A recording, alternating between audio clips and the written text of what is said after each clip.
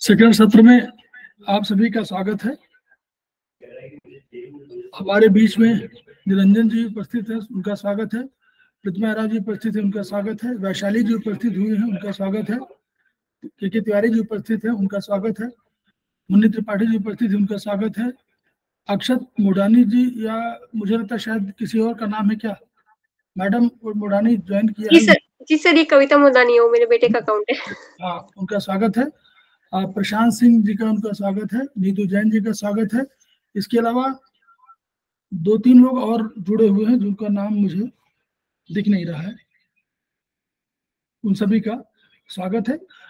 Request केवल ये है कि जो लोग भी ज्वाइन करना चाहते हैं वो जिस माध्यम से भी आ रहे हैं तो वो केवल पहले अपना नाम उसमें करा दें, तो मैं ग्रुप में उनको जोड़ दूं, उसमें आसानी हमको रहती है। नहीं तो बहुत से लोगों को नाम ही नहीं मालूम होता कि ये कौन है, सब कौन सा आए। इंडिविजुअल या किसी दिन आना हो किसी को इंडिविजुअल एक दिन के लिए, तो भी बता दें कि मैं इस दिन ज्वाइन करूंगा, मालूम पड़ता नहीं है। तो बस मुझे यही कहना था और हम लोग अपनी बात शुरू करने जा रहे हैं। निरंजन जी ने बहुत बढ़िया पढ़ाया है। और देखिए, ये पढ़ाने का अर्थ ये है कि जब आप उसको सीखें तो आप उसको उस चैप्टर को जरूर पढ़िए, उस लेक्चर को सुन लीजिए और चैप्टर पढ़ लीजिए। 2 काम जरूर करिए। आवश्यक नहीं कि आज ही आप पढ़ें, लेकिन 1-2 दिन के अंदर आपको, क्योंकि मेमोरी अभी है और मेमोरी आप खुद ही कहते हैं कि हमारी मेमोरी शार्प नहीं रह गई है। तो जब ये बोलते हैं तो आप H9 लगा लीजिए, LU11 H9 को टोन कर लीजिए, LU11 को रीड कर लीजिए और तब पढ़िए। तब उसको 2 दिन बाद पढ़ लीजिए, लेकिन सुनिए जरूर। सुनने से क्या होगा, आप उसको और नोट्स बना लें अगर आप, तो फिर आपको हमेशा के लिए हो जाएगा। फिर आपको उससे क्या होगा, हमेशा समझ में आएगा कि ये कहा गया था और उससे हमको आसानी है।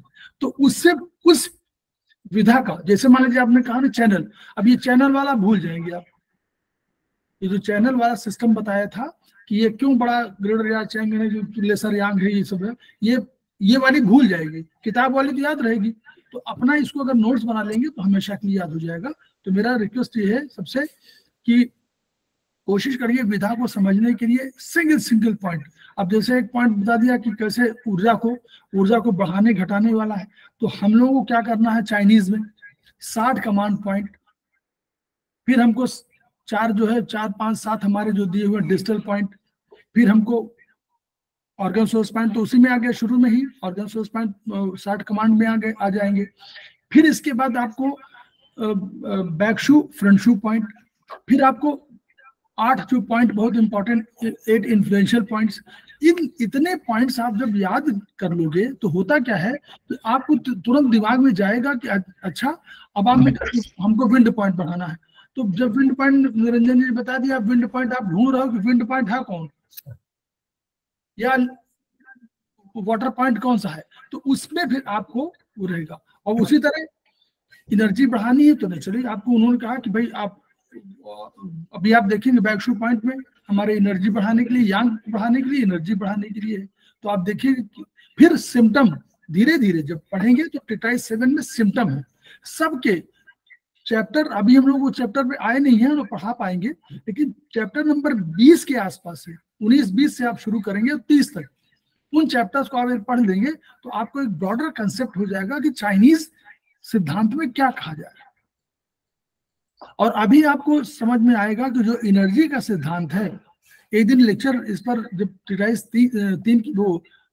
3, 4, 5 की बात चलेगी तो उस लेक्चर को कोई आवश्यक नहीं कि सेमेस्टर 3 के लोग अटेंड करें, वो कोई भी अटेंड कर सकता है। उसमें बेसिक चीजें समझ में आएंगी कि जो हमारे आयुर्वेद या जो हमारे 606 BC के पहले कहा जा रहा था, जो 300 BC के पहले चाइना में कहा जा रहा था, उसको कैसे 19वीं शताब्दी में 20वीं शताब्दी में वैज्ञानिक सिद्ध कर ले रहे हैं। जो आत्मा का कंसेप्ट, परमात्मा का कंसेप्ट, आपको समझ में आ जाएगा कि हाँ ये कंसेप्ट क्यों है, क्यों एनर्जी के कंसेप्ट हम लोग मान रहे हैं, ये कितने पहले कहा था।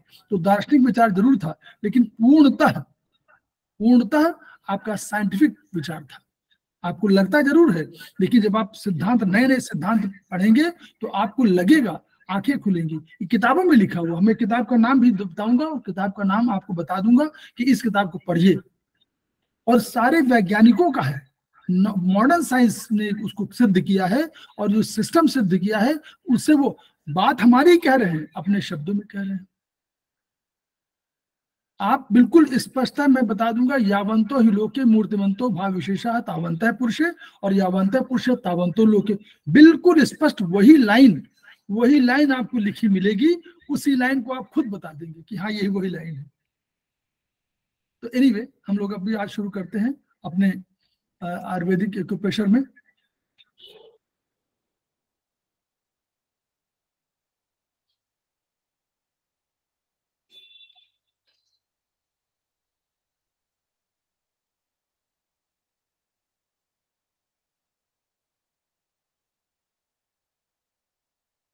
शेयर हो रहा ना?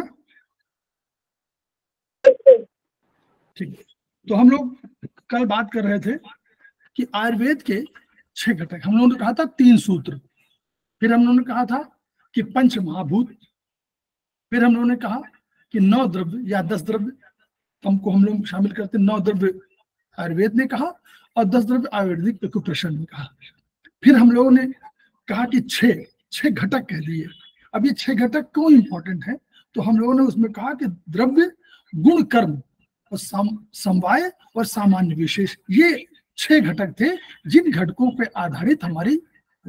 फिर जो गुण की जब बात करेंगे तो अलग गुण में अलग है, गुण में सामान्य गुण होंगे और विशेष गुण होंगे। तो उस पर तो द्रव्य पर हम लोगों ने चर्चा किया था और हम लोगों ने उस पर बताया था और आप लोगों को याद भी हो कि यत्राशिता कर्म गुणा और कारणम समवाय तद्रव्य, यानी समवायी कारण वही है द्रव्य। द्रव्य एक कंटेनर के रूप में है और उसमें कर्म और गुण आश्रित है, उसमें रहते हैं। जैसे आपके शरीर में आपके कर्म और आपके गुण आधारित हैं, उसी पर निर्भर हैं, उसी अंदर रहते हैं और वो समवायी कारण से रह रहे हैं, ऐसा नहीं है। समवायी कारण माने ऐसा कारण, ऐसा रिलेशनशिप जिसको दोबारा तोड़ ना सके कोई, आपको हटा ना सके कोई। अगर वो कर्म और गुण आपके अंदर से चले जाएंगे तो आप स्वयं आप नहीं रह जाएंगे। तो ये द्रव्य है। ठीक। अब देखिए इसमें कहा कि लकड़ी एक द्रव्य है, इसमें बताया गया लकड़ी एक द्रव्य है, छोटा बड़ा खुरदुरा चिकना ये उसका गुण है, लेकिन जलना उसका कर्म है, वो जलती है, अगर आग दिखाई जाएगी तो जल जाएगी। क्लियर? फिर हमने द्रव्यों के भेद बताया था कि कारण और कार्य। कारण क्या है? जो मूल जिसकी वजह से कोई कार्य हो रहा है वो कारण है। और कार्य द्रव्य क्या है? जो द्रव्य रिजल्ट के, जो रिजल्टेंट है वो कार्य द्रव्य है। जैसे हम कहें कि मुर्गी और उसका अंडा, तो चूजा है जो है, तो मुर्गी में क्या है? जो अंडा है वो कारण है और कार्य क्या है? चूजा। तो ये कार्य द्रव्य हुआ, तो वही है कारण, हमारे वही है आकाश वायु अग्नि जल पृथ्वी काल दिशा मन आत्मा। और हम लोग कार्य द्रव्यों की बात करेंगे 2 तरह के, एक चेतन अचेतन।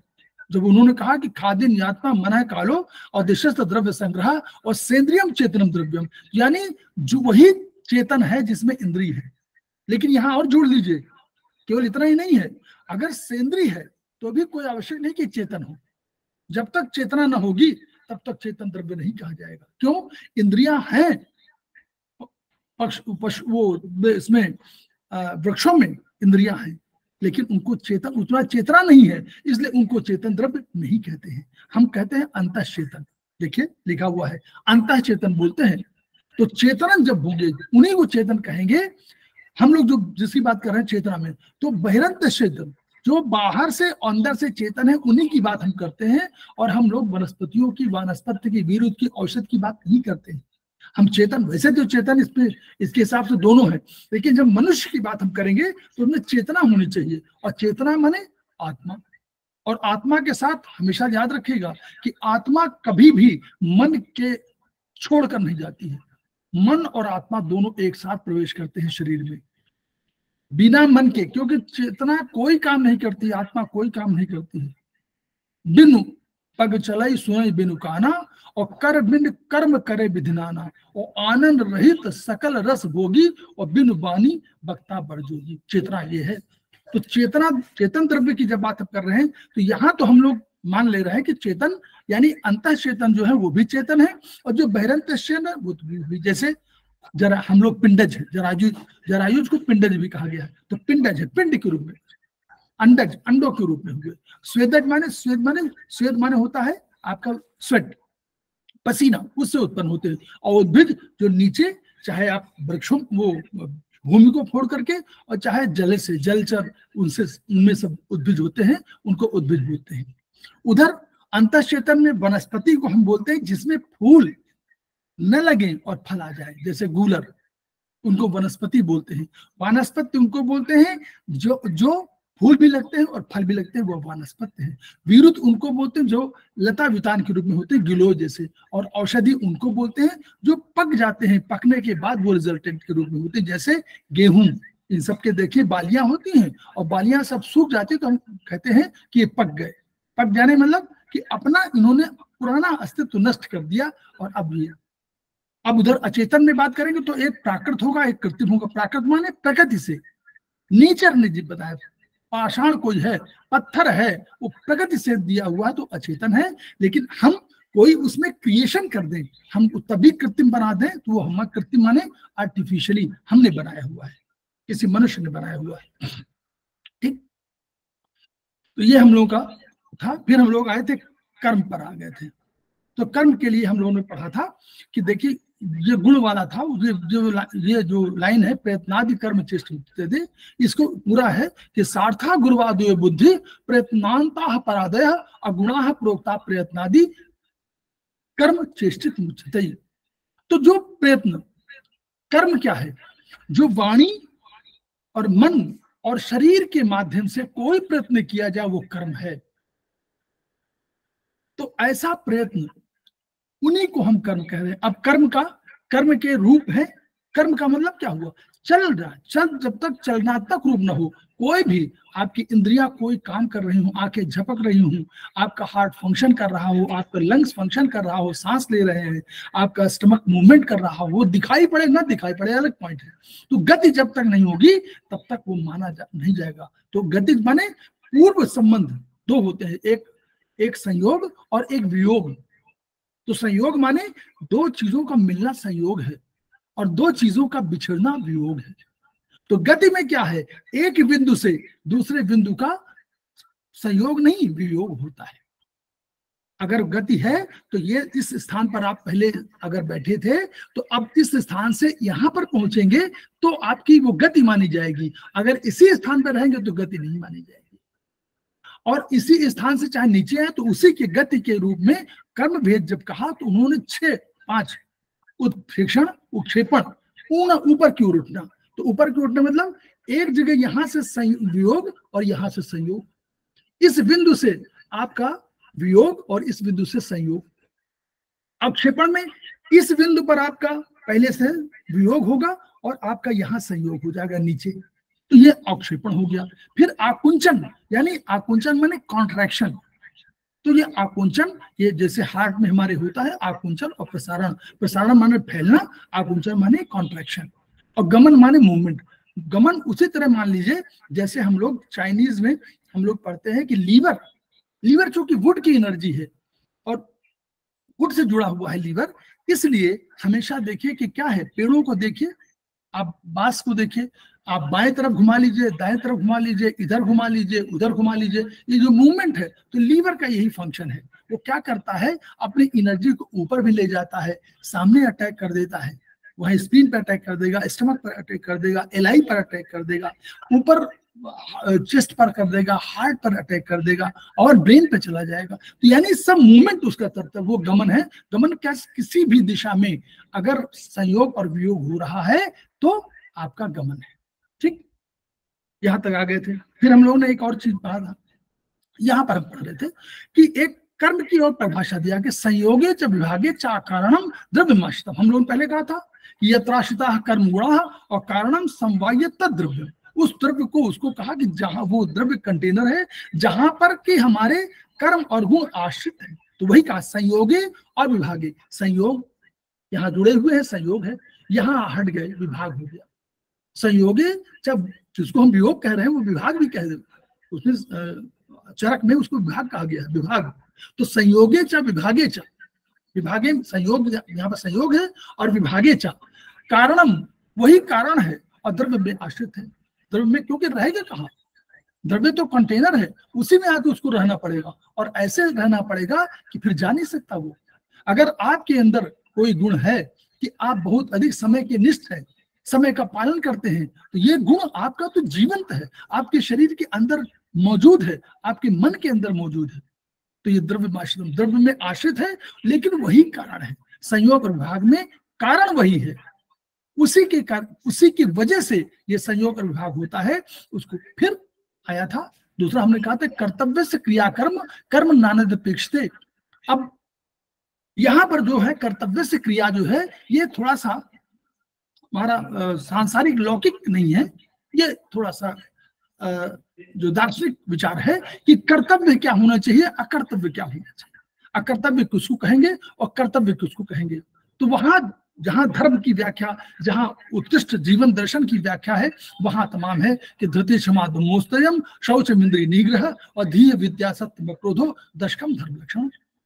ये तो धर्म के लक्षण के रूप में है कि धैर्य हो के ये सब जो है अच्छे गुण, यानी आप परोपकार कर रहे हैं तो आप कर्तव्य कर रहे हैं। अगर आप जीवित कोई प्राणी है और उसको वो मर रहा है, तो अगर आप उसकी सहायता नहीं कर रहे हैं तो ये माना जाएगा कि अकर्तव्य है। लेकिन यहाँ हम दार्शनिक विचारों पर नहीं जा रहे हैं, हम कर्तव्य की क्रिया को सामान्य रूप से अपनी चिकित्सा के रूप में देखना चाहते हैं। कैसे? कर्तव्य से क्रियाकर्म और कर्म नानद अपेक्षित। एक कोई भोजन कर्म किसी की अपेक्षा नहीं करता है, इंतजार नहीं करता है कि कोई कहे। भोजन आपने मुंह में डाला, तुरंत उसका बोलस बनना शुरू हुआ, वहां तुरंत लार निकलने शुरू हो गई। हमारे लार ग्रंथियां हैं, तो 3 ग्रंथियों से उसमें निकलने लगा। ठीक है, अब वो ग्रंथियों में लार लिपटा और बोलस जब बन गया तो उसने किसी का इंतजार नहीं किया, न लार ने किसी का, न सलाइवा ने किसी का इंतजार किया, न वहां पर जो बैठे हुए टाइलिन वगैरह ने। टाइलिन क्या है? टाइलिन है, टाइलिन ने पहले भोजन को आपको तुरंत जो है एक कन्वर्ट कर दिया, और फिर उसके बाद दूसरा एंजाइम है, उसने फिर उसको कन्वर्ट कर दिया और बना दिया क्या? आपका कार्बोहाइड्रेट से आपका ग्लूकोज बना दिया। तो ये जो कार्बोहाइड्रेट से ग्लूकोज बनने की क्रिया मुंह में हुई, या जो इन्फेक्शन को नष्ट करने के लिए उसने अपने पीएच के बल पर, पीएच 7 अगर जल का है, जो उदासीन है, जो न्यूट्रल है, उससे कम होगा तो पीएच, तो उसका हमने पढ़ा हुआ है कि उसका पीएच 6.8 के आसपास होता है। तो अगर 6.8 का है तो उसने क्या किया है? उसने जो आपके अंदर मुंह के अंदर आपके पास कोई बैक्टीरिया चला गया है तो उसको मार दिया। उसने आपका इंतजार नहीं किया कि आपसे पूछे कि बैक्टीरिया को मारूं कि न मारूं। तो कर्म किसी की अपेक्षा नहीं करता है। बोलस गया, फिर प्रोपल्सिव मूवमेंट हुआ। कहां पर? एसोफेगस में। एसोफेगस की लंबाई कितनी है? लगभग 23-24 सेंटीमीटर, और 4 सेंटीमीटर पर सेकंड की दर से उतरता है, यानी 6 सेकंड में वो स्टमक पर पहुंचना चाहिए। तो वो वेट नहीं कर रहा है। हाँ, वेट क्या कर रहा है? वेट नहीं कर रहा, बल्कि परेशानी ये हो सकती है कि आप अचानक अधिक खा लें तो ये बोलस बनने की प्रक्रिया में हो सकता है कि वो पेरिस्टाल्टिक जो उसका प्रोपल्सिव मूवमेंट है वो थोड़ा सा धीमा हो जाए, बस इतना हो सकता है। जल का थोड़ा सा अधिक हो जाएगा, तेज होगा। तो कर्तव्य से जो, यानी कर्तव्य की क्रिया वो है जो वास्तव में जो शरीर का हमारा ढांचा बना हुआ उसके साथ मुंह में अगर हम डालें तो वो स्टमक में, ऐसे फैगस के थ्रू स्टमक में जाना चाहिए, कर्तव्य की क्रिया है। अगर ये वोमिटिंग हो जाए तो ये कर्तव्य की क्रिया नहीं कही जाएगी चिकित्सा के सिद्धांत के आधार पर।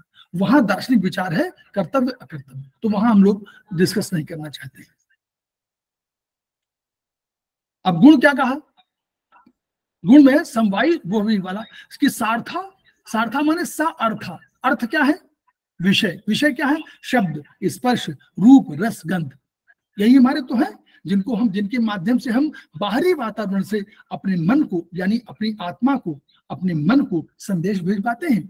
क्योंकि इंद्रियां इन्हीं बाहरी वातावरण से, इंद्रियां क्या करती हैं? यही शब्द, स्पर्श, रूप, रस, गंध का बाहर से आस्वादन लेती हैं और इनको पहचानती हैं और तब मन को संपर्क करती हैं, और मन के संपर्क, मन आत्मा से संपर्क करता है और तब वो ज्ञान प्राप्त होता है। तो वही है सार्था, सा अर्था। वहां पर देखिए, सार्था गुरुवादियो बुद्धि।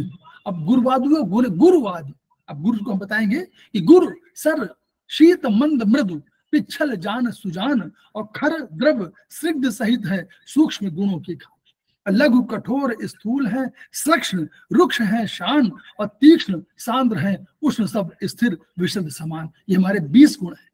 20 विशिष्ट गुण हैं जिनको हम कहते हैं कि विभेदकारी गुण हैं, ये सब में अलग अलग हैं, इसलिए इनके आधार पर तो ये 20 गुण। तो सार्था गुरुवादियो।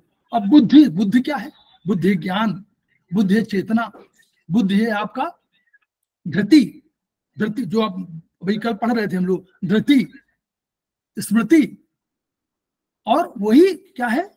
एक अहंकार तत्व तो कहा था ना, अहंकार भी वही है।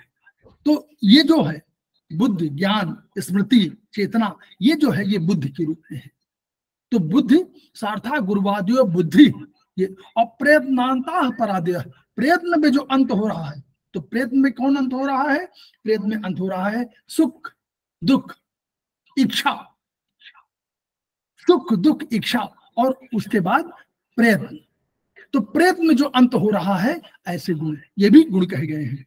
जो प्रयत्नांता परादय, पर अपर, हम लोगों ने कहा ना कि सामान्य गुण 10 हैं, हम लोग आगे पढ़ेंगे सामान्य गुण 10 हैं। वो जो हम लोग कह रहे हैं संयोग, विभाग, पृथकत्व, फिर संख्या, परिमाप, पर, अपर, अभ्यास, संस्कार, युक्ति, ये जो हमारे गुण हैं वो हमारे 10 गुण हैं। इनको हम लोग सामान्य गुण बोलते हैं, ये सब में शामिल होते हैं। तो ये परादय अगुणा प्रोक्ता प्रयत्नादि, इनको गुण बोलते हैं। और प्रयत्नादि कर्म चिष्ट जो हम लोग कहा था, तो समवायी तो निश्चिष्ट है, कारण समवायी है, ये क्या है ये भी देखिए। अब गुण क्या है? वहां तो कर्म था, यहाँ गुण क्या है? अब गुण क्या है? निष्ठ, समवायी है, तो समवायी है, ठीक है, समवायी भाव से। क्यों? ये भी तो वहां है, द्रव्य में ये भी आश्रित है, इसका घर वही है, ठिकाना वही है, कहीं जा नहीं सकता, लेकिन निश्चेष्ट है, निष्क्रिय है। लेकिन कारण यही है, आपके व्यक्तित्व की पहचान करने के लिए यही कारण है। ये गुण आपके अंदर है कि आप बहुत अच्छा बोलते हैं, तो ये आपका गुण है। ये वो गुण निश्चेष्ट है, चुपचाप पड़ा हुआ है, निष्क्रिय है, लेकिन उसी कारण की वजह से, वही कारण है, उसी की वजह से आप पहचाने जा रहे हैं। तो समवायी तु निश्चेष्ट कारण गुण, वही गुण क्या है? कारण वही है लेकिन निश्चेष्ट है।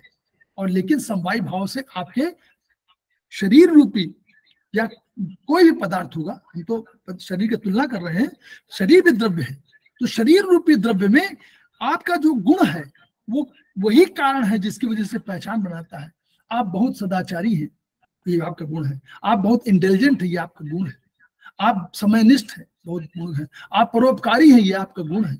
आप सत्य वादन करते हैं, ये आपका गुण है। तो ये जो चीजें हैं वो लेकिन निश्चेष्ट है, निष्क्रिय है, आपके शरीर के अंदर रहती है। तो उन्होंने कहा पदार्थ द्रव्य में रहता है, किसी क्रिया का कारण बनता है, क्रिया में भाग नहीं लेता, कोई नहीं कहता, वो निश्चेष्ट है, स्वयं निष्क्रिय रहता है, वो गुण है। अब इन्होंने एग्जाम्पल दिया, कैसे? हम लोगों ने देखा कि आकाश, आकाश को हम लोग जोड़ा, आकाश में भी हम लोग आगे पढ़ेंगे कि आकाश में जो अप्रतिघात है, आकाश में मृदुता है, आकाश सूक्ष्म है। तो ये जो गुण है उनकी वजह से हम लोगों ने फेफड़े जोड़ा। तो अब फेफड़े में क्या हुआ? मृदुता का कंसेप्ट क्या है कि मृदु माने जैसे आपका गुब्बारा फूल जाता है, मृदु है, सॉफ्ट है। अभी आप कहें कि बहुत सॉफ्ट है, यानी आप कोई बात को स्वीकार कर ले रहे हैं, यानी आप उसको स्वीकार करते हैं, यानी अपने को उसके हिसाब से परिमार्जित करते हैं। तो वैसे ही फेफड़े कहा गया कि जो उसका आकाश महाभूत कहा गया, और मृदुता गुण है, तो अगर कभी आपको सांस लेनी होगी तो फैलता है, फिर उसी मृदु गुण के कारण फैलता भी है और फिर सिकुड़ जाता है। अगर वो मृदुता खत्म हो जाए तो वो या तो फैलेगा तो सिकुड़ेगा नहीं, तो फिर आपको सांस लेने में परेशानी होगी। तो वो सिकुड़ना और उसका कॉन्ट्रैक्शन और एक्सपेंशन जो होता है वो मृदुता गुण के कारण होता है। तो इसलिए कहा गया कि वो लेकिन निश्चेष्ट है, वो अपने गुण के कारण ही वो आकाश महाभूत लंग्स पहचाना जा रहा है कि उसमें कॉन्ट्रैक्शन और एक्सपेंशन दोनों हो रहा है, ठीक है। उसी तरह स्टमक है, स्टमक भी क्या है? 1.5 से 2 लीटर की उसकी क्षमता है। आप स्टमक में कभी कभी आपने खाना अधिक खा लिया तो क्या होगा? वो खाना अधिक खा लेंगे तो भी वो स्टमक उसमें एडजस्ट कर लेता है। ये बात दूसरी कि आपको सांस लेने में परेशानी, क्योंकि डायफ्राम जो है उसको, डायफ्राम को वो दबा दे रहा है, तो डायफ्राम नीचे मृदुता वाले की वजह से इलास्टिसिटी उसकी कम होती है, लेकिन फिर भी अगर वो खाए तो आकाश, वो जो आपका स्टमक है वो अपने आप उसको एडजस्ट कर लेता है, और फिर जब आप भोजन नहीं करते तो अपना कोशिश करता है। हाँ, आप निरंतर यही आचरण करते हैं कि आप खूब खाते हैं, खूब पीते हैं, तो आप निश्चित मानिए कि वो उसकी अपनी इलास्टिसिटी खो देगा और अपनी मृदुता खो देगा, और तब वैसे दशा में हमको वही करना पड़ेगा कि 2 नंबर, जब हम नाभि की बात करते नहीं कि नाभि क्या हुआ, तो नाभि उसके आसपास नाभि सारे ऑर्गन प्रभावित होने लगेंगे, तो वो भी स्टमक भी हो जाएगा। तो स्टमक को ट्रीटमेंट अलग करिए, नाभि का ट्रीटमेंट अलग करिए। ठीक, तो ये हो गया। अब हम लोग गुणों की पहले बात, गुण बहुत वो है, हम लोग और चर्चा कर लें फिर गुणों पे आए, क्योंकि गुण पर जब हम चर्चा करेंगे तो हम लोग सामान्य और विशेष दोनों के गुण निकालेंगे। तो हम लोग सामान्य विशेष के उदाहरण पे आ रहे हैं कि सर्वदा सर्वभावानां सामान्यम वृद्धि कारणम ह्रास हेतु विशेष प्रवृत्ति उभयस्तु। क्या कहा कि सभी भाव में, भाव कौन से हैं, भाव में आप जोड़िए, सभी भाव में कोई भी भाव हो, आप पराभौतिक भौतिक दोनों भाव ले लीजिएगा। पराभौतिक में, भौतिक में क्या है, द्रव्य है, और गुण कर्म क्या है, पराभौतिक भी तो है, विचार पराभौतिक है। उसी तरह आपका कोई भी सुख दुख ये सब पराभौतिक है। तो सर्वदा माने, सर्वदा माने हमेशा, सर्वभावाना माने सभी भावों में, कौन भाव है, द्रव्य गुण कर्म, सभी के द्रव्य गुण में सब समाहित है, द्रव्य गुण कर्म ये सब। इन भावों में क्या है, सामान्य वृद्धि कारण, सामान्य अगर कोई श्रेणी का हम रखेंगे तो ये वृद्धि का कारण है। अगर ह्रास करना है, ह्रास माने डिक्रीज करना है, सिडेट जिसको आप बोलते हैं अपनी लैंग्वेज में सिडेशन, अगर सिडेट करना है तो आपको विशेष की शरण में जाना पड़ेगा। और प्रवृत्ति, ये दोनों की प्रवृत्ति है, ये प्रवृत्ति है, प्रवृत्ति के बाद प्रवृत्ति है, उभय सुतु, उभय माने दोनों, उभय सुतु दोनों में यही प्रवृत्ति है कि सर्वदा सर्वभावानां सामान्यम वृद्धि कारणम ह्रास हेतु ह्रास हेतु विशेष च, ह्रास के लिए विशेष, मतलब च माने और, तो और हमेशा लगाते हैं, जहां जहां आवश्यकता होती वहां लगाते हैं। तो सभी भावों में द्रव्य गुण कर्म में वृद्धि का कारण सामान्य है, और अगर आपको विशेष लेना पड़ेगा तो वो ह्रास का कारण बन जाएगा। अगर आप विशेष गुण ले लेंगे, सर्दी में गर्मी के गुण ले लेंगे तो वो ह्रास का कारण होगा, या सर्दी को घटा देगा। ठीक है, अब दूसरा उसी के श्लोक है, सामान्य मेकत्व कर्म, इसको थोड़ा ठीक कर लीजिएगा, सामान्य मेकत्व कर्म, वहां एक शब्द कहीं वो है, सामान्य मेकत्व कर्म विशेषत्व पृथक पृथकत्व करता है, और तुल्यार्ता है सामान्य विशेषत्व विपर्य, विपर्य नहीं है, विपा है, ईशा की जगह पा लगा लीजिएगा। ठीक, विपर्य माने विपरीत। ठीक, तो यही वही बात फिर वही कह रहा है कि अगर सामान्य आप ले लेंगे तो वो एक करने वाला है। अब ये कंसेप्ट क्यों हुआ, उस कंसेप्ट की बात शुरू कर दी, समझ लीजिए फिर बताइए। प्रत्येक व्यक्ति, प्रत्येक भाव, प्रत्येक प्राणी, संसार के सब पदार्थ सब विशेष है, कोई सामान्य नहीं है। आपके अंदर जो गुण है, निरंजन जी के पास जो गुण है वो तिवारी जी के पास गुण नहीं है। दोनों पुरुष है, लेकिन इनके बावजूद सब विशेष है, कोई गुण। ठीक है, सब वो अपनी आइडेंटिटी उनकी अलग है, जिसको आइडेंटिटी आप कहेंगे वो व्यक्तित्व है, वो उनके अपने व्यक्तित्व के, उसमें सबके गुण अलग अलग है, उनके गुण अलग अलग है, इनके गुण अलग है। लेकिन हम लोग सामान्य क्यों कह रहे हैं, यानी संसार का कोई भी, इतने करोड़ों योनियां हैं, करोड़ों गुण हैं, करोड़ों भाव हैं, द्रव्य गुण कर्म करोड़ों हैं, उन करोड़ों को हम कैसे संख्याबद्ध करें। तो हम लोगों ने क्या किया, पहले चाहे चाइनीज ने किया हो, चाहे हमने किया, और चाहे दार्शनिक किसी अन्य दार्शनिक ने किया हो, वेस्टर्न दार्शनिक जो पश्चिमों के किया, उन्होंने भी कहा कि 4 पदार्थों से, उनका 4 द्रव्यों से, 4 तत्वों से ये शरीर निर्मित हुआ, यानी संपूर्ण सृष्टि का 4 तत्वों से हुआ है। उन्होंने कहा वायु, अग्नि, जल और पृथ्वी। ये वेस्टर्न ने कहा था उस समय, तो 4वीं शताब्दी BC में। चाइनीज ने कहा कि काष्ठ, अग्नि, पृथ्वी, मेटल और जल से बना हुआ है। हमने क्या कहा? आयुर्वेद ने क्या कहा? आयुर्वेद ने कहा नहीं, आकाश, वायु, अग्नि, जल, पृथ्वी, इनसे हमारा बना हुआ है। तो ये सब लोग कह रहे हैं, तो ये कहां से जो दो आया?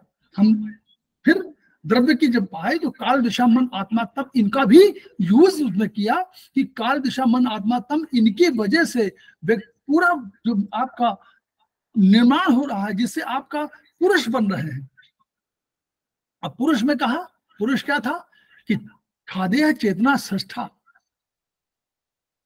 खादेय चेतना षष्ठा धातु पुरुष स्मृता, यानी अगर चेतना धातु छठवीं धातु चेतना आएगी तभी पुरुष कहा जाएगा। तो वही उन्होंने कहा कि सभी लोग विशेष, लेकिन अब इतने विशेष, करोड़ों विशेष हैं, करोड़ों भाव विशेष है, द्रव्य गुण कर्म विशेष हैं, इनको कैसे हम लोग संख्या में बद्ध करें?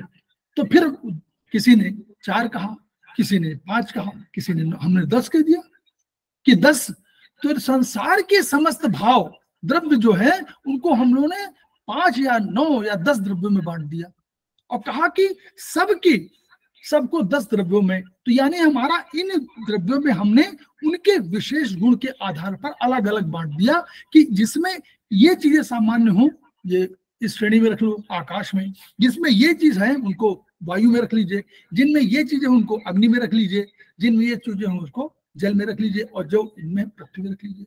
तो ऐसे ही हर ने किया। तो ये सामान्य, इसलिए सामान्य का भाव ये आया कि कैसे, अब कैसे, अब एग्जाम्पल दिया है कि गेहूं अलग है, उसका अपने गुण है, उसके दूसरा गेहूं जो होगा दूसरे खेत का, उसमें भी अपना गुण होगा, लेकिन कुछ कॉमन गुण होंगे, तो उनका गेहूं में गेहूं मिला देंगे, तो ये सामान्य मेकत्व कर्म होगा, एकता को बढ़ाएगा और ये संख्या बढ़ा देगा। नारी, जब हम पुरुष की बात कर रहे थे, फिर हम लोग वहां पर आयुर्वेदिक पुरुष की बात खत्म कर दिया और हम आ गए कि हम किसकी बात करें? हम अब नारी पुरुष की बात आ गई, जो हम कॉमन पार्लेंस में नारी पुरुष की बात करते हैं। तो हम लोगों ने देखा कि जब हुआ तो हम लोगों ने कहा, देखा पुरुष में इस तरह गुण है और ऐसे उनका शरीर का स्ट्रक्चर है, और नारी में ऐसा है, तो उनको उस आधार पर हम लोग विशेष सभी थे, लेकिन उनको सामान्य में कर दिया और कहा ये पुरुष है, ये नारी है। तो जब 6 पुरुष के बीच में एक पुरुष और आ जाएगा तो 7वां हो जाएगा, तो ये बढ़ जाएगा। लेकिन 6 पुरुष के साथ एक नारी आ जाएगी तो बढ़ेगा नहीं, बल्कि 6 पुरुष प्लस 1 नारी बोलेंगे। तो ऐसे ही हर जगह जानवर, 4 चौपाई थे, चौपाई को अलग कर दिया कि भाई 4 पैरों पे चल रहे हैं तो ये अलग है, 2 पाए पे चल रहे हैं तो अलग है, ये मानव कहे जाएंगे और ये जो है आपके पशु कहे जाएंगे। फिर उनमें भी हमने कहा गाय है, कोई गाय है, कोई बैल है, कोई सिंह है, कोई शेर है, कोई, तो ये जो फिर पक्षियों में कह दिया गया कि वायु में है जलचर, कोई नभचर है तो नभचर कह दिया गया, नभचर में अलग चीज होंगी तो उनको कह दिया गया, फिर मछली कह दिया, ये सर्प कह दिया गया। ये सब जो है भाव ऐसे हुए, विशेष को सामान्य के रूप में लाने का ये प्रयास हुआ। और इसीलिए अगर जैसे एग्जाम्पल में है कि गेहूं में अब चना मिला दीजिए तो चना दोनों सामान्य नहीं है, दोनों विशेष है, उसका अलग क्वालिटी है, तो उसको आप अलग कर सकते हो। लेकिन अगर सामान्य में सामान्य बढ़ा देंगे तो उसका भाव बढ़ जाएगा। सर्दी आपको लगी हुई है, आपने और उसमें आकर के कोल्ड ड्रिंक पी लिया, आपने और आइसक्रीम खा लिया, तो ये सामान्य गुण है, सामान्य भाव था। उसका गुण क्या था? सर्दी लाना। आपको सर्दी लगी हुई है तो वो जो सर्दी लाने के गुण को आपने द्रव्य इस्तेमाल किया, उसने क्या किया? आपके उसको और बढ़ा दिया, तो ये सामान्य हुआ। लेकिन अभी इसी का विशेष रूप करते, यानी उससे अलग, सर्दी लगी हुई है तो आप कंबल ओढ़ ली तो गर्मी आ जाएगी, आप कॉफी पी लीजिए गर्म कॉफी, तो गर्म कॉफी माने गर्म चाय, तो आपने उल्टा कहा, सर्दी के अगेंस्ट में गर्मी कर दिया। तो ये आपको पृथकत्व करता है, ये पृथक कर रहा है उसको, और ये बढ़ा नहीं रहा है बल्कि सर्दी को घटा सकता है। ह्रास हेतु, ऊपर देखिए, ह्रास हेतु विशेष था, इसलिए ये ह्रास के लिए एक कारण बन गया। तो इस तरह इन्होंने ये सामान्य विशेष, इस सामान्य विशेष को आप पढ़िएगा। अभी ये द्रव्य वाला बाद में पढ़ेंगे गुण में, अभी हम पहले हम लोग इस पे आ जाएं। एक और कंसेप्ट रह गया है जो इसके छह हम लोगों ने कहा था ना, 6 घटक, 6 घटकों में बात कर ले, फिर हम लोग आते हैं इस पर। सामान्य, पहले सामान्य पे आएंगे फिर विशेष पर।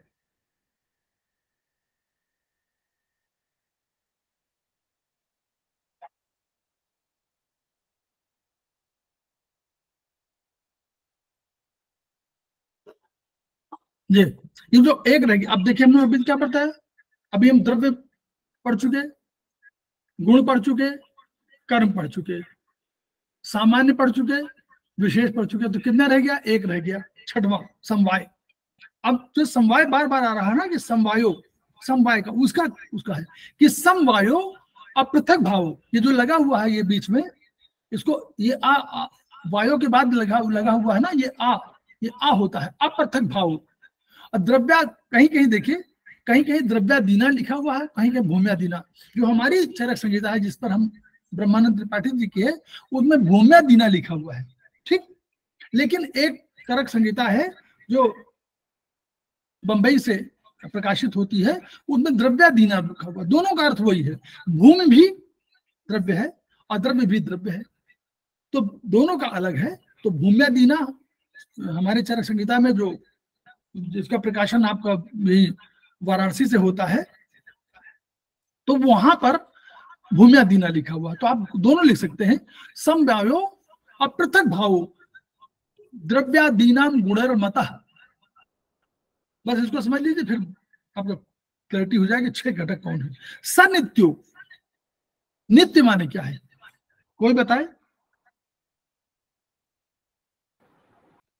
लगातार, नियमित,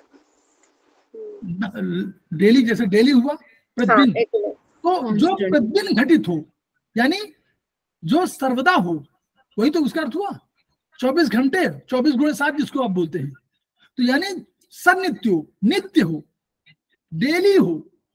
सनित्यो माने एग्जिस्ट करता हो, काम खत्म न होता हो।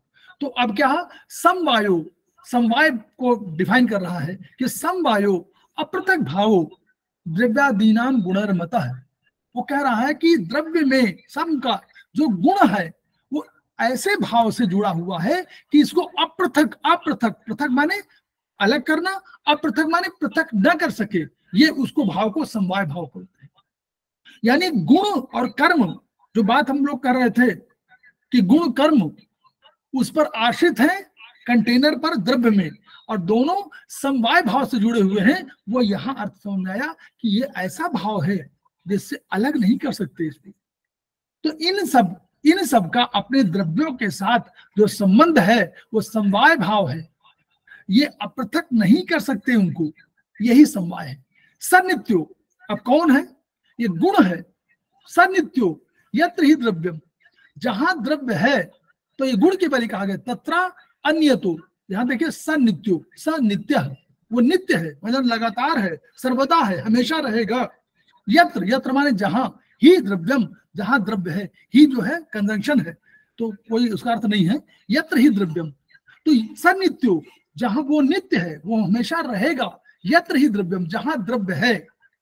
फिर कहा, फिर कॉमा लगा लीजिए आप, फिर ये ना खत्म, सनित्यो यत्र ही द्रव्यम, फिर कॉमा, न तत्रा नियतो गुण, ये गुण के बारे में कह रहा है। गुण के गुण में सगुण, सगुण माने स माने वह गुण, सगुण सनित्यो, वह गुण नित्य है हमेशा, यत्र ही द्रव्यम, जहां द्रव्य है, न तत्रा नियतो गुण, न तत्र, तत्र माने वहां, यत्र माने यहां, तत्र माने वहां, सनित्यो यत्र ही द्रव्यम, जहां द्रव्य है, तत्र माने वहां, अन्यतो, अब वहां करिए, अन्यतो गुण है, वहां तत्र को न अन्यतो, वहां ऐसा नहीं है, न अनियत माने उल्टा हो गया ना, जैसे आप कहें दो निगेटिव मिलकर पॉजिटिव हो जाते हैं, तो तत्र, न तत्र माने वहां, अन्यतो न अन्यतो, वहां गुण का अन्यत होना यानी एग्जिस्ट न करना संभव ही नहीं है।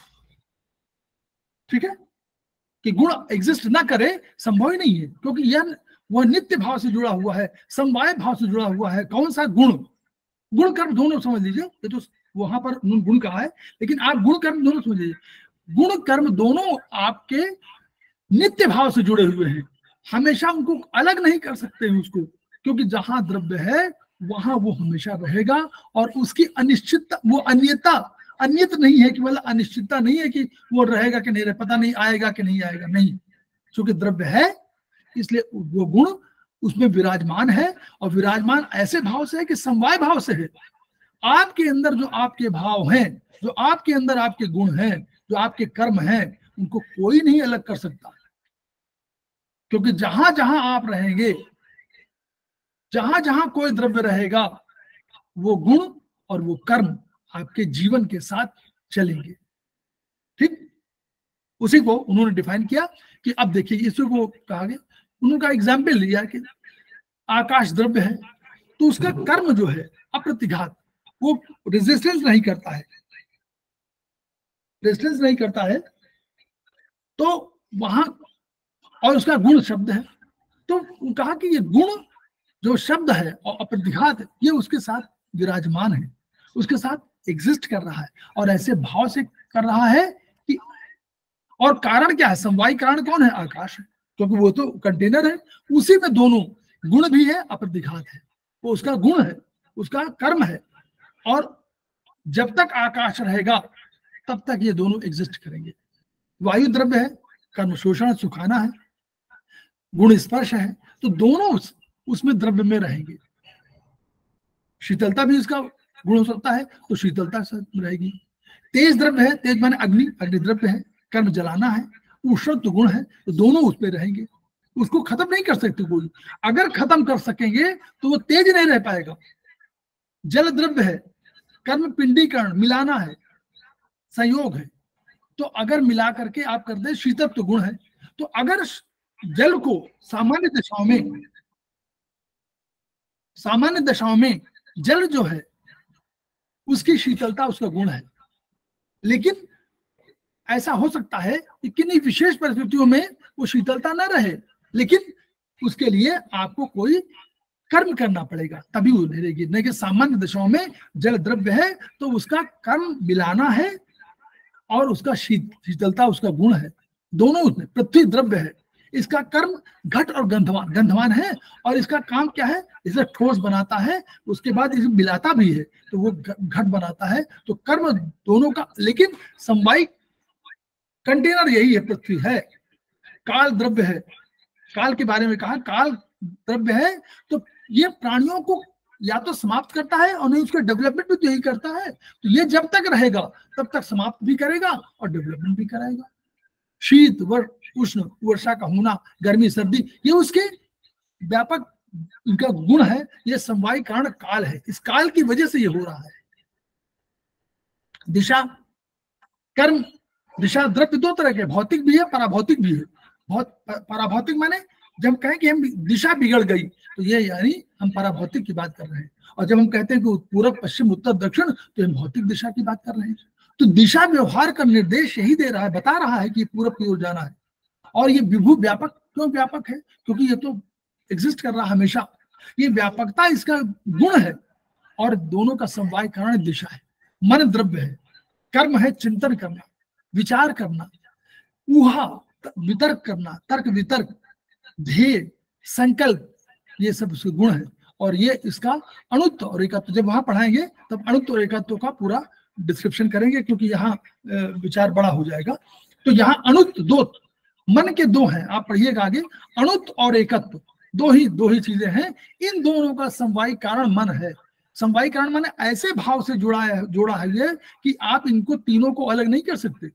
आत्मा द्रव्य है, कर्मजगमन है, आती है जाती है, आगमन है, निमेश उन्मेष, तो ये सब है, निधन होना सुख दुख ये सब उसके हैं, और समवाय कारण आत्मा है। तम भी है, तो तम में क्या होता है, एक सेकंड,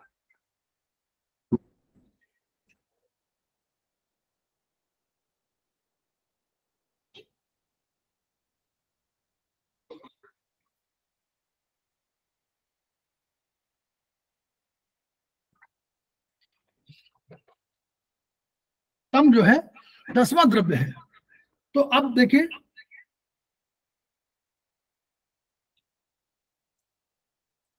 तम की चर्चा चरक संहिता में हुई, यानी आयुर्वेद में हुआ। लेकिन हमने बताया था कल कि अगर किसी का स्पर्श, यहां पर आपके हथेली पर किसी का स्पर्श हो रहा है तो ये वायु के कारण है, और ये उससे क्या मालूम होता है, ये स्पर्श का भाव देता है। लेकिन यदि कोई स्पर्श न कर रहा हो तो भी ये अभाव के माध्यम से जान सकते हैं कि कोई स्पर्श नहीं कर रहा है। तो भाव और अभाव दोनों से जुड़े हैं। कान आपके सुन रहे हैं कोलाहल, लेकिन शांति जब होगी, कोलाहल नहीं होगा, तब भी कहेंगे भाव और अभाव के माध्यम से ये कोलाहल नहीं हो रहा, शांति है। तो वैसे ही जो तम है, अंधकार है, अगर तेज, तेज माने अग्नि, अगर अग्नि नहीं होगी तो ये तम हो जाएगा, और अग्नि होगी तो ये तम से नष्ट हो जाएगा। तो इसलिए उन आचार्य चरक संहिता में यानी आयुर्वेद में फिर इसको अलग से 10वां द्रव्य नहीं माना, इसीलिए उनको कहना पड़ा कि खादिन यात्मा मनः कालो दिशस्त द्रव्य संग्रह, 9 द्रव्य माने। लेकिन तम पर चर्चा किया। एकुप्रेशर शोध प्रशिक्षण उपचार संस्थान प्रयागराज ने इस तम को 10वां द्रव्य मानते हुए कहा कि क्योंकि सृष्टि इसी तम से हुई है, संपूर्ण अंधकार था, और यह ऋग्वेद में लिखा हुआ है, 10वें मंडल में लिखा हुआ है, तो कि संपूर्ण अंधकार था। तो जब संपूर्ण अंधकार था और उससे सृष्टि उत्पत्ति हुई तो हम लोग ने उसको 10वां द्रव्य माना। जब 10वां द्रव्य मान लिया तो चिकित्सा में हमको फायदा क्या हुआ, लाभ क्या हुआ कि हमारे 10 उंगलियां थी और 10 द्रव्य थे, तो हमको आसानी हो गई, हम 10 को इसमें प्लॉट कर पाए, ये हमको और फायदा हो गया। लेकिन सिद्धांत वहां से हमने लिया कि जब ऋग्वेद कह रहा है, 10वें मंडल में कहा जा रहा है कि जब संपूर्ण प्रगति के रूप में थी और केवल एक परमात्मा के रूप में एक एग्जिस्ट कर रहे थे, हिरण्यगर्भ कहा या किसी को कहा, तो वो जो है उसने क्या किया, उसने जो प्रगति से, उस तम से एक सृष्टि शुरू किया। तो शब्द, पहले शब्द बना, शब्द ने आकाश के सृष्टि किया। तो इस रूप में हम लोगों ने माना कि जब ये द्रव्य है तो 10वां तम को मान लिया, और इसके आधार पर हम लोगों ने अब ये वाला पढ़ा करके, तिवारी जी क्या समय पूरा हो रहा है क्या? 9:30 बज गया, 10 मिनट और चलना हो। 7:30 हो गया है सर, तो बंद कर दें? कर सकते हैं सर। ये वाला बता दें, ये बता दीजिए सर, ये बता दीजिए तब बंद करिए। ठीक, क्योंकि अभी ये रहेगा, अभी चलेगा उसमें जी। तो देखिए, एक ये वाला सूत्र जो है इतना महत्वपूर्ण सूत्र है जो आपको बताने का जरूर मन है, क्योंकि जब इसको आप जब बता देंगे तो आपको बहुत अच्छा लगेगा, और नहीं बताएंगे तो आप इसको पढ़ना नहीं चाहेंगे। ठीक, इसलिए आवश्यक है ये वाला। और फिर हम लोग कल गुण कर्म, जब अगली बार जब भी होगा तो गुण कर्मों की बात करेंगे हम लोग, फिर गुण की बात करेंगे। तो क्या है, ये सूत्र है कि न तो केवलम गुण प्रभावादेव द्रव्याणि कारणुकाण भवन्ति, द्रव्याणि ही द्रव्य प्रभावात् गुण प्रभावात् द्रव्य गुण प्रभावाच्च तस्मिन् तस्मिन् काले तत् तत् अधिकरणम् आसाद्य ताम ताम च युगमर्थम च तम तम अभिप्रेत यत् कुर्वन्ति तत् कर्म येन कुर्वन्ति तद् वीर्यम् और यत् कुर्वन्ति तद् अधिकरणम् यथा कुर्वन्ति स कालः यथा कुर्वन्ति स उपायः और यत् साधयन्ति तत् फलम्। बहुत अच्छा, सुंदर है, और इसका प्रयोग आप करेंगे, जाने अनजाने करेंगे, लेकिन समझ कर करेंगे, बहुत बढ़िया होगा। कहा कि जो द्रव्य है, जो द्रव्य गुण कर्म की बात कर रहे हैं, ये द्रव्य यानी आप स्वयं, आप अपने को तुलना करिएगा, याद करिए, अपने को द्रव्य मानिए तब तुलना करिए। द्रव्य का जो है कार्मुकान माने कार्मुक होना, कर्मशील होना, भवंती माने होना। तो जो द्रव्य है ये अपने, उन्होंने कहा कि द्रव्य केवल अपने गुण के प्रभाव की वजह से कर्मशील नहीं होते, यानी कार्यशील नहीं होते, कार्य नहीं करते। ऐसा मत सोचिए कि आपके अंदर जो गुण है इन्हीं की वजह से आप बड़े कर्मयोगी हैं। ठीक, क्यों? द्रव्याण ही द्रव्य प्रभावात, पहले तो द्रव्य स्वयं आपका रोल है, आपका जो शरीर है, आपको द्रव्य मानते हैं तो उसका रोल है। फिर आपके गुणों का रोल है, गुण प्रभावाद। फिर द्रव्य गुण प्रभावाच्य, द्रव्य गुण दोनों के संयुक्त से भी जो एक एनर्जी क्रिएट हुई उसका प्रभाव। फिर तस्मिन काले, उस काल में, समय, टाइम, तस्मिन काले, उस काल में, यानी जिस काल में आप एग्जिस्ट कर रहे थे, आप एग्जिस्ट कर रहे थे जन्म से लेकर के जहां जहां आप रहे, जिस काल में जहां जहां गए, तस्मिन काले तत् अधिकरण मासाध्य, जिस अधिकरण में रहे, अधिकरण माने घर, जिस घर में रहे, किराए घर में रहे, अपने घर में रहे, बाबा घर में रहे, दादी घर में रहे, नानी घर में रहे, ये जो रहे आप, वो उस अधिकरण में रहे, ताम च युक्तमर्थम। फिर आपने पढ़ने लिखने, वो युक्त माने कोई जो आपने उपाय किए अपने डेवलपमेंट के लिए, अपने विकास के लिए, अपने पढ़ने के लिए, अपने लिखने के लिए, अपनी नौकरी के लिए, अपने को योग बनाने के लिए, जहां जहां आपने युक्त किया उन सब का, और तम अभिप्रेत, जो आपने इच्छा से किया, कोई इच्छा अच्छी हुई तो हुआ, उन सब इच्छाओं के आधार पर आपने प्रयोजन, जो भी प्रयोजन से किया, यद कुर्वन्ति, जो आप करते हैं वो कर्म है। येन कुर्वन्त तद्वीर्य, जिससे करते हैं वही आपका वीर है, वही आपका ओज है, वही आपका तेज है। ठीक है, यत्र कुर्वन्ति, यहाँ, यत्र माने जहां कुर्वन्ति में करते हैं, तद अधिकरणम, उसको अधिकरण कहा गया है। और यदा कुर्वन्ति, जब यदा माने जब, कुर्वन्ति स काला है, जब करते हैं तो वो काल है। यथा कुर्वन्ति स उपाय, जैसे आप करते हैं वो उसको उपाय कहते हैं। और जो रिजल्ट आप प्राप्त करते हैं, यद साध्यन्ते तत्फलम, उसको फल कहते हैं। जो रिजल्ट आपको मिलता है उसको फल कहा जाता है। यानी आप अपने घर में रहते हुए, अपने उस कमरे में रहते हुए जिस कमरे में आप पढ़ रहे हैं, जिस माता पिता के संरक्षण में आप रह रहे हैं, जिस घर में रह रहे हैं, पूरे घर में, जिस सामने के, आपके घर के सामने नीम का पेड़ है, उस पर कोई पीपल का वृक्ष है उसका, कोई कुत्ता है उसका, कोई बिल्ली है उसका, कोई आपके रास्ते में शिवाला मिलता है उसका, कोई आपके नदी मिलती है उसका, कोई आपका तालाब मिलता है उसका, जहां जहां जो भी चीजें आप, कोई पड़ोसी मिलता है उसका, कोई टीचर मिलता है उसका, इन सब का जो रोल है, इन सब की ऊर्जा जो है, उस प्रभाव की वजह से आपका कर्मकांड, आप कर्मकांड भवन्ति, आपका विकास, आपका डेवलपमेंट हुआ है, केवल आपके अपने गुण के प्रभाव से नहीं हुआ है। इसको हम लोग मान लेंगे तो हम लोग नम्र हो जाएंगे। ठीक है, हम लोग यहीं पर तिवारी जी। जी सर।